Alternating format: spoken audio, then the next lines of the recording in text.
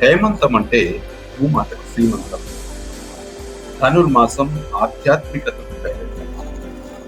హేమంతపు చలి పొద్దుల్లో గరిక పరకల కొసల్లోని దీపాలికల తలుపులకు గోధూళి వేళ్ల తెరిసే గోరంత దీపాల కులుకులకు మధ్యలో పక్కన నవ్వే బుద్ధబంధువే సంక్రాంతి. దాన్ని హేమంత వేళ నూతన శ్రీమంతపు వధువు ఓది సింగారముతో భూమిపై సస్యశ్యామల అన్నారు ఏటుకూరి వెంకటరాసయ్య. సస్యం అంటే పంట. ఆరుగాలం చెమటూర్చిన కర్షకుల కష్టానికి ఫలితంగా గాజెలు నిండుగా కలకల్లాడుతుంటే కల్లార చూసుకుంటున్న రైతన్నల కంటి తడిలోని తలతల పేరే సంక్రాంతి. పసిటి ధాన్యపు రాశి పంట కళ్ళము నుండి ఇంటికి చేరిందన్న అంతులేని సంతృప్తి అది జగనమన్నారు. కాంతిలేని ఈ సంతృప్తి పేరే సంక్రాంతి. నేల తల్లి ప్రసాదాన్ని పక్షులకు పశువులకు సైతం పంచుతారు కర్షకులు. వడ్లు కిరీటాల లాంటి వరికంకుల కుచ్చులను ఇంటికి ముంగిట వేలాడదీస్తారు. పిల్లమల్లమంటూ మందలుగా చేరిపోయే పిట్టల సందడికి అరుపులకు పిల్లల అల్లరి తోడై ఇల్లు చిలకలు వాలిన చెట్టయిపోతుంది కదా. ఆ సందడి పేరే సంక్రాంతి. సుబ్బి గొబ్బెమ్మ శుభమునియవే, తామర పువ్వు లాంటి కమ్మునియవే, చామంతి పువ్వు లాంటి తెల్లెత్తియవే అనేది అంకురిస్తున్న ఆడతనంలోని పత్తి కాంక్ష. మొగిలి పువ్వు అంటే మొగులు ఇదే మాత్రం చేవలేరని కట్టు.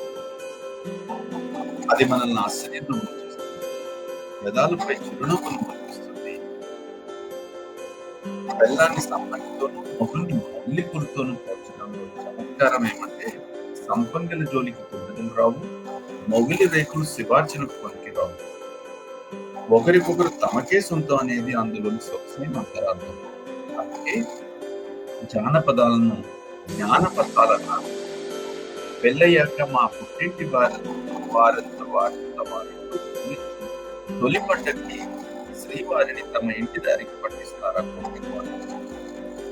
అత్తవారింట సరికొత్త వలుపు పంట విందులతో ఆకట్టుకుంటారు. హనుమకుంట మసాలా దట్టించిన కోడి పురుగు మధ్య అమ్మకారపు నీతి గారిలో ఉంటుంది కొత్త అల్లుడి వైపు. శ్రీమంతుల ఆ జానతనానికి కానాచి సంక్రాంతి.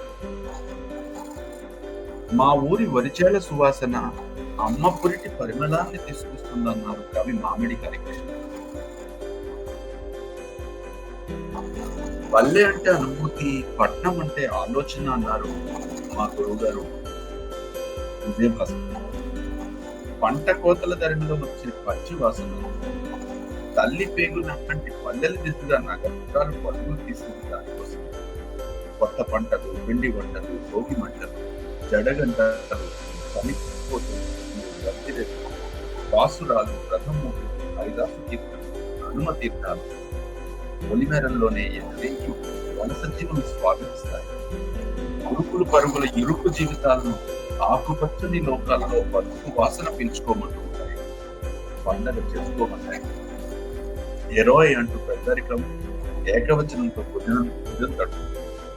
బాగున్నావటే అంటూ కోసినూరు విశాలంగా నవ్వి వెళ్ళి అప్పుడు గుండె లోతుల్లోంచి కంటి రెప్పల్లోకి వచ్చే బెంగ పేరే పండుగ. వినుము ధనములు రెండు జరుగులు, ఒకటి మట్టిన పుట్టినది, వేరొకటి కమలంబు సౌరభము అన్నారు. వాటిలో మొదటిది అన్నం మెతుకు, రెండోది కలివిడి బతుకు. ఆ రెండు నిండుగా దక్కినప్పుడే అది నిజమైన సంక్రాంతి పండుగ. అందరికీ సంక్రాంతి పండుగ శుభాకాంక్షలు.